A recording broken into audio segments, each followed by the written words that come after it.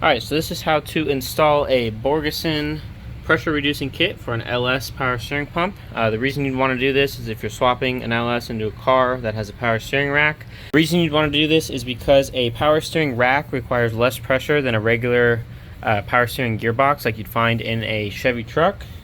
So basically this kit comes with a bunch of shims, and you take apart your pressure relief valve here on your power steering pump on the high pressure line. If you look in this picture, this is where the high pressure power steering line connects, so you can get to it in my instance without taking the power steering pump off or doing anything on the car. So you're going to disconnect this small nut which goes to your high pressure power steering line, and then you're going to pull out the larger nut you see there, and what's going to come out, this is the larger nut that was on the back of the pump in that picture.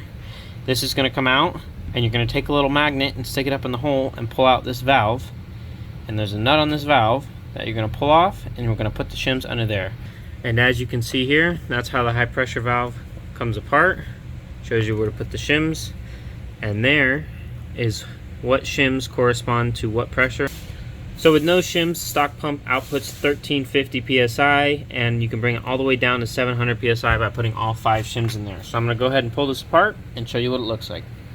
Alright, so the Borgeson kit comes with a nice little aluminum sleeve that you put around the high pressure valve so you can clamp it nice and tight in the vise to keep it from spinning. As you can see, I have pulled off the top of that. You got your ball and spring in there. I'm not going to touch them because we don't need to mess with those. Here's the piece that came off. It's got a little screen in it. Make sure it's cleaned when you put it back on. And as you can see, I've stacked 4 washers on there. That should give me about 850 psi. The steering will be a little heavy, but that's okay with me. So I'm going to throw this back on and put it back in the car.